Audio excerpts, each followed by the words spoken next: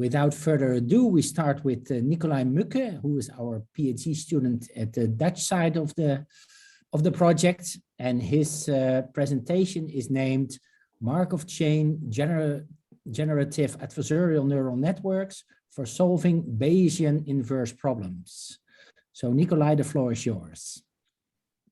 Thank you very much. And you see my screen? Yes, we can see everything. Yeah, and now it's full screen. Perfect. Perfect. And you see my cursor as well? Yes. Perfect.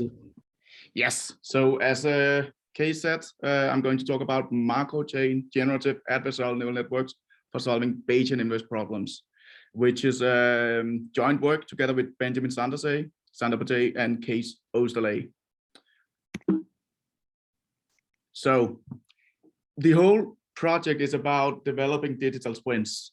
So first of all, a digital twin is basically a virtual representation of a physical object.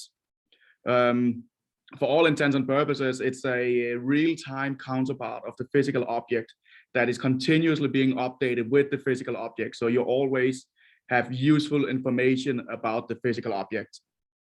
One of the purposes of a digital twin is to help in decision making. And as I showed here, a digital twin can be a ship, it can be a pipeline network, it can be an airplane, whatever physical object you are interested in. You are recording, right, Nikolaj? You are recording, right? Yes, I am recording, yeah. Sorry. No problem. So mathematically, what are the requirements for having a working digital twin? We need to be able to do real-time calibration. We need to be able to do model coupling, ensemble forecasting, uncertainty quantification, optimal control, and state estimation. So we need to do a lot of different things at once in order to get the full potential out of a digital twin.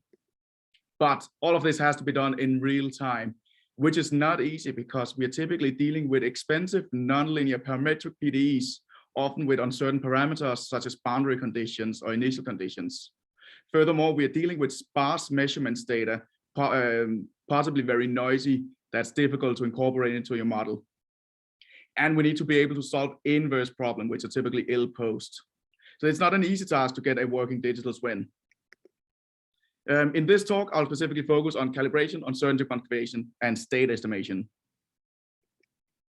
So in order to get this up and running in real time, we want to utilize machine learning because of the huge potential. We have already seen it works for dimensionality reduction, reduced order modeling, for closure modeling, and inverse problems. In this talk, I will focus on using machine learning as a tool for acceleration of inverse problem solving. The way we're going to do that is to divide the computations into two stages: an offline stage in which we train the machine learning model, and then an online stage where we use the trained model to make inference about the problem at hand. This is fundamentally different of how you usually solve inverse problems, where you would typically not have this division of computations, but just have the online stage that would then be very long instead. And keep in the back of your mind that the test case I will go through in the end is a leak detection for pipeline. So here you can think of every time I say parameter estimation, you can think of a leakage location. And every time I say state estimation, you can think of what is the pressure and mass and velocity throughout the pipe.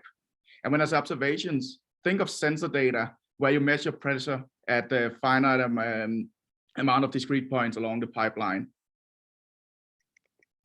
So first, in order to go through the methodology that we have developed, I want to define what an inverse problem is.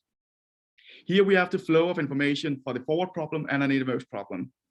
At the bottom, we have parameters of interest, which is typically boundary condition, diffusion rate, forcing, initial condition, or whatever parameters are interesting for the problem at hand. Then we have a physics model, which is typically a PDE. It could, of course, be an ODE or something completely different that is being solved with a numerical solver. The model output is what we get from solving the physics model.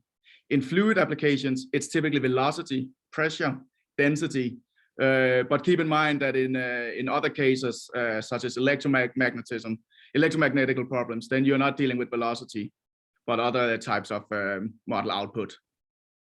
And lastly, we have observations, which is correlated to with the model output through the observation operator. And again, in fluid applications, think of pressure as the measurement. It could, of course, be other things as well. So basically, the problem we are trying to solve is, given a forward model and measurement data, we want to find the state and parameters, including uncertainty.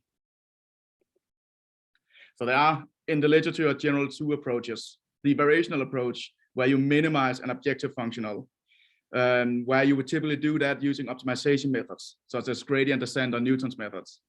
On the other hand, you have Bayesian or statistical methods, where instead of minimizing a functional, you're trying to approximate a distribution, which we call the posterior distribution, conditioned on the available data. There are various methods for solving the distribution approximation problem. In this talk, I'll focus on sampling methods. The variational approach is computationally fast and conceptually simple, but you don't have any uncertainty estimates. While on the other hand, with the Bayesian approach, you get complete information of the system at hand, including uncertainty, because the solution is basically a distribution over your quantities of interest. However, it is in general computationally slow, and you have to make a lot of difficult technical decisions that can affect the solution. As I said, I'll focus on the Bayesian approach, and the proposed approach diminishes the problems of computational time and the difficult technical decisions. So the Bayesian approach, also referred to as Bayesian inference, is an elegant framework for solving inverse problems in a probabilistic setting. And as I mentioned, the result is a posterior probability distribution over parameters and state. So we have our state and parameter vector U. Then we have observations Y.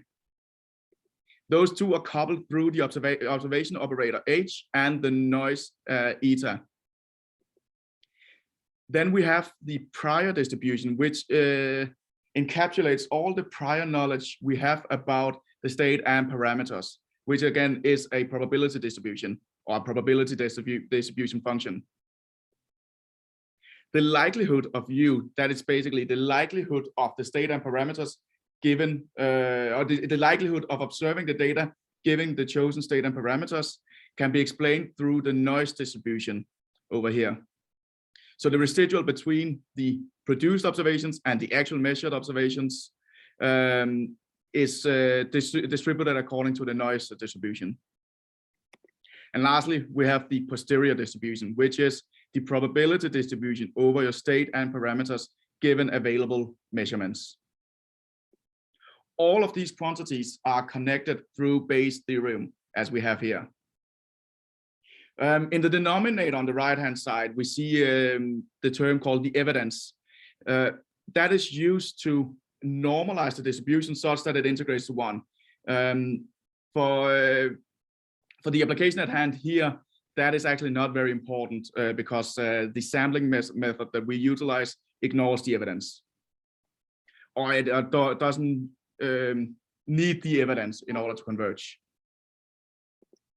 But the posterior, as I said, is not analytically available. So we need numerical sampling techniques. And for that purpose, I'll briefly mention Markov chain Monte Carlo methods. As the name suggests, this is an extension to normal vanilla Monte Carlo methods, where instead of just sampling blindly according to the distribution, you are trying to create, or you are creating a Markov chain where each element is the chain is a new sample from your posterior distribution. The idea is that you make an initial sample, then you accept or reject that according to some distribution. And from there, you make a new sample and so on. All the accepted samples are then samples from your posterior distribution. And it can be shown that Markov chain Monte Carlo methods converges weakly towards the true distribution. So the general framework or flow for solving Bayesian inverse problems with Markov chain Monte Carlo is that you start by sampling from the prior distribution. Then you evaluate your forward model or physics model. Compute the likelihood, that is comparing your forward, your physics model output with the real world observations. And then you accept or reject using the Markov chain Monte Carlo algorithm. The problem is that Markov chain Monte Carlo method needs a lot of samples to converge. And every time we want to make a sample, we need to evaluate the forward model, which is computationally very expensive. And of the state and parameter space is in general very high dimensional, which again makes the convergence lower. And a good prior distribution over the parameters and state is not necessarily known. So all in all, Bayesian inference with Markov chain Monte Carlo is computationally very expensive. There are, however, approaches to speed up the computations. One way of doing it is simplifying the forward model with reduced order models, surrogate models, or machine learning models. Another approach is to simplify the base part of it. You could linearize the likelihood or assume Gaussianity, as you, for example, do in ensemble Kalman filters. Or, of course, as I'm talking about here, you can use generative models. In our work specifically, we use generative adversarial neural networks for the generative model. In short, GANS, generative adversarial networks, are a machine learning model that enables efficient sampling from complex distributions. You can abstractly think of it as an advanced inverse CDF transform in the sense that it learns a push forward distribution from a simpler distribution. So you define a latent space distribution, typically a Gaussian, and transform samples through a complex push forward map, which is a generator neural network. To the right here, we see an example of a GAN that is trained to sample from a distribution of cat faces. And we see that more or less all of them look like cats. But for the fluid flow applications, we want the GAN to learn to generate samples of state and parameters instead of cats.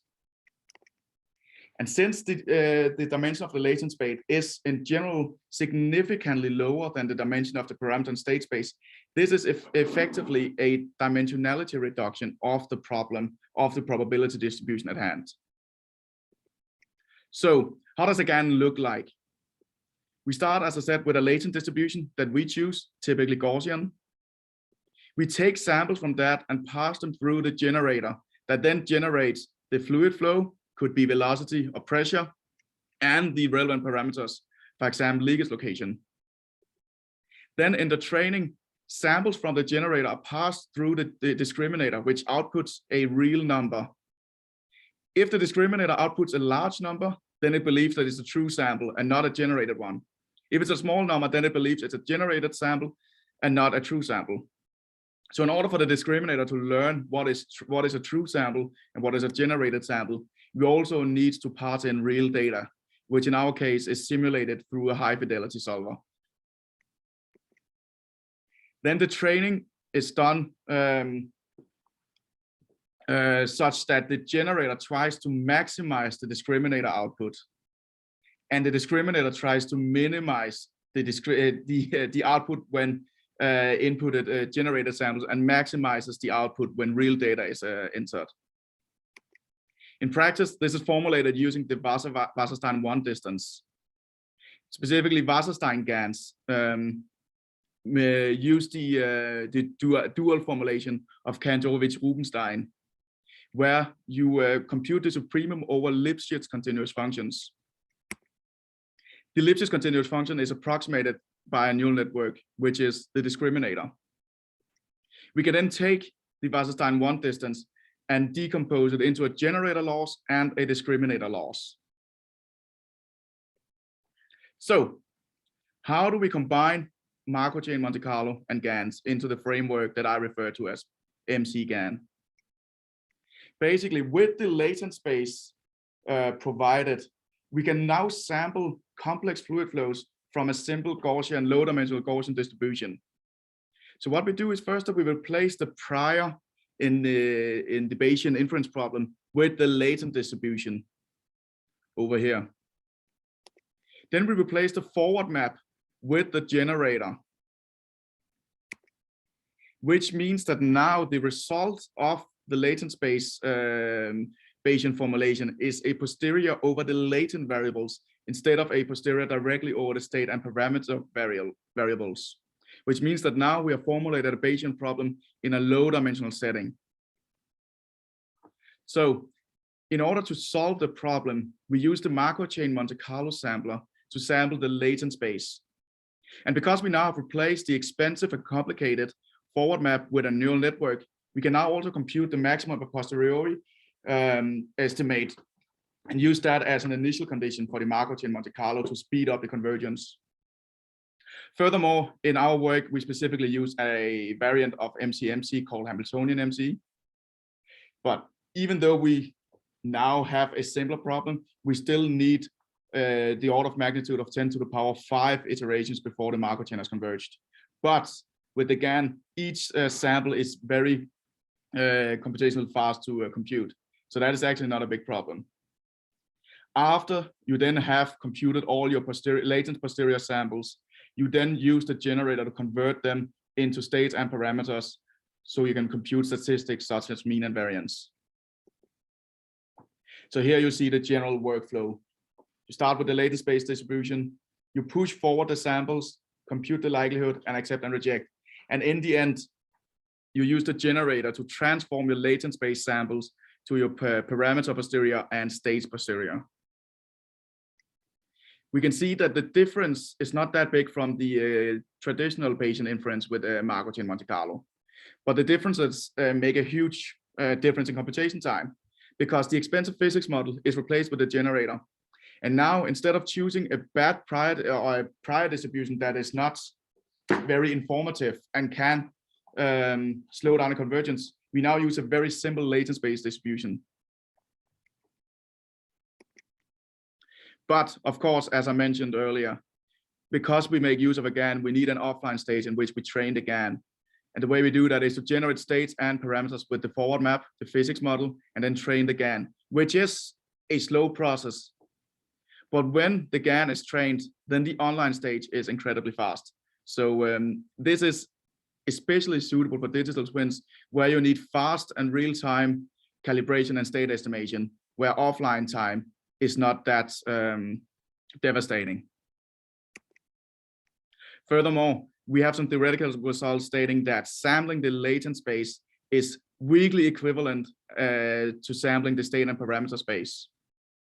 And we have that when the GAN converges towards the real prior, then the GAN posterior converges towards the real posterior in the Wasserstein distance. So to show some examples, I am first here showing a simple test case, just a toy problem from the data set of handwritten digits, where I've trained the GAN to generate new handwritten digits.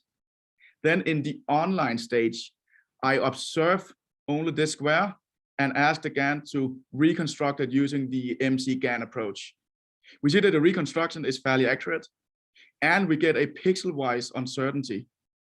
And as expected, the uncertainty in the square where we have information is rather small, and the uncertainty is mostly along the edges of the digit. And we see here a similar problem, but with another observation operator. Again, we see similar results.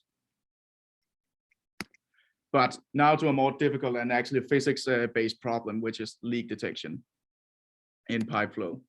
So we are dealing with specifically a 2-kilometer long pipe with water flowing through it. We have water flowing in with a constant inflow velocity of 4 meters per second, and we have a constant pressure at the right-hand side of 50 bar. The leak is located at 1,350 meters, and it starts after 10 seconds. Then we have placed two sensors, one at each end of the pipe, that measures pressure and only pressure.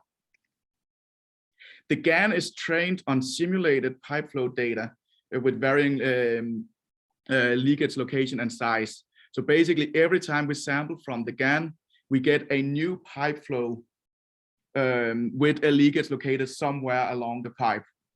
The GAN is trained to compute velocity and pressure. The forward model used to simulate the training data is a system of 2 hyperbolic PDEs that are highly nonlinear. We have the states, which is velocity and pressure, and we have the parameters, which is the location of the leakage XL and the size of the leakage, the discharge coefficient CD. We see here an animation of the pressure and a leakage starting at 10 seconds. And then we see pressure waves, acoustic pressure waves, traveling back and forth, originating from the leakage. And in the space-time plot, we see these pressure waves traveling back and forth, giving this nice-looking picture.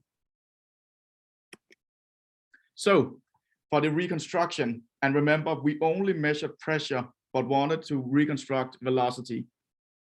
We see to the left the true velocity state, which is very high dimensional. In the middle, we see the MCGAN mean estimation, which is at least qualitatively very similar, except that it is quite slightly more smoothed out. At the rightmost picture, we see a grid-wise uncertainty. And as expected, the uncertainty is largest around the leakage, which shows that the MCGAN actually produces a posterior distribution that makes sense, at least from a physical point of view.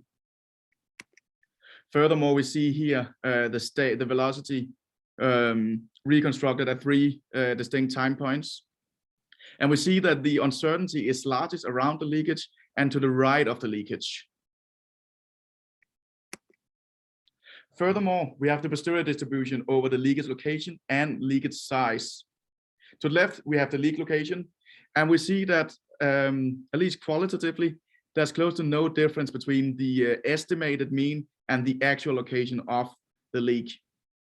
Furthermore, we see that the distribution is more or less symmetric around the mean. On the right, we see the size of the leakage. And here we see that the mean is close to the true, but not quite there, suggesting that this is a slightly more difficult problem to estimate. But we see that the true location, the true size of the leakage is within reasonable distance from the mean. To compare our methodology with other approaches for speeding up Bayesian inverse problems, we compared it with a Markov Monte Carlo sampling scheme, together with a polynomial chaos expansion for replacing the forward model. And we compared it with a conventional ensemble Kalman filter. And we see that none of the two approaches really learn a distribution that makes sense for neither the leakage location or the leak size, suggesting that this is a problem that actually needs advanced methods such as GANS.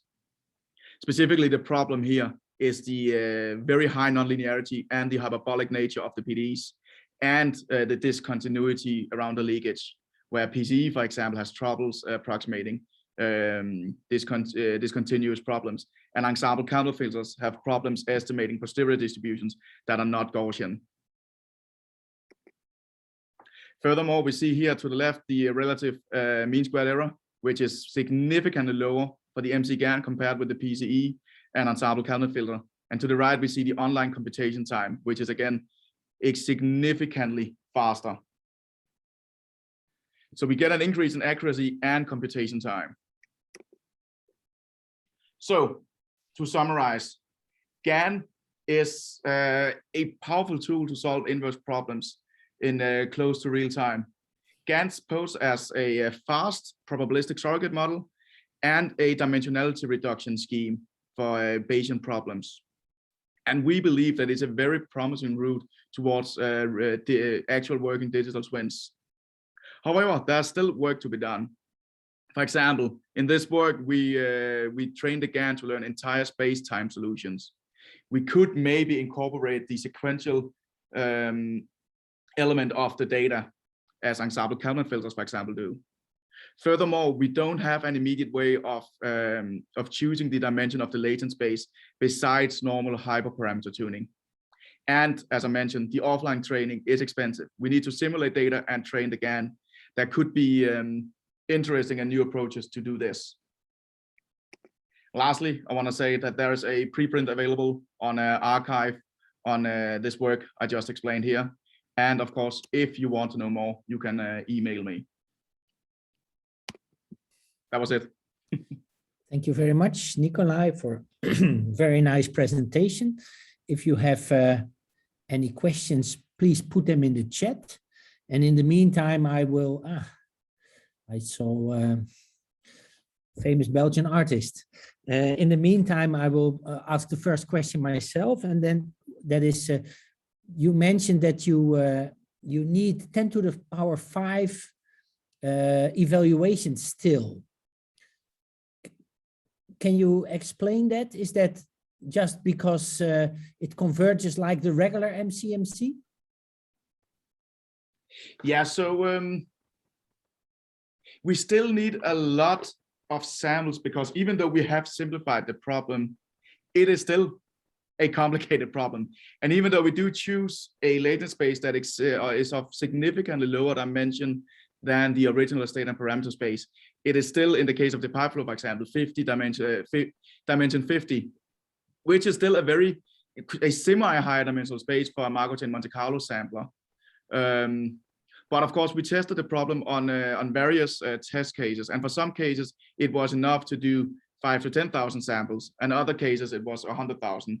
So I guess to do a rigorous theoretical analysis of this would require more work, but that is just still to some degree the nature of Markov chain Monte Carlo methods. Okay, the question of Karen is maybe related. So could you please say a bit more about the number of training data you needed to train the GAN? Yeah. So in the pipe flow case, we used 100,000 samples, which is quite a lot. And each simulation took around a minute or so. And so simulated on several cores, and because generating the data is embarrassingly parallel, it can be generated fairly quick. We also tested on other problems where less data was enough, but since it doesn't really matter much if the online stage takes 3 days or 4 days, then it is more safe, as you can say, to generate extra data if, of course, you have the available time for that. That is obviously not always the case. If you have cases where each forward simulation takes much longer time, then of course generating 100,000 samples might be infeasible, but then more time could be spent on improving the GAN. Does that make sense? Yeah, I see a thank you. I see a question from Shashi. The GAN seems to work well with smaller real data. How does the data augmentation work? I assume it's the data augmentation for the when I input the data in the training of the GAN. Because for the pipe flow case, we are working with very different orders of magnitude. The pressure is on the order of magnitude 10 to the power 5, and the velocity is in the order of magnitude between 2 and 10, while the leak location is between 0 and 2000, and the discharge is 10 to the power of -4. So all data was normalized to be between -1 and 1, and then transformed back to the original space after passing through the generator.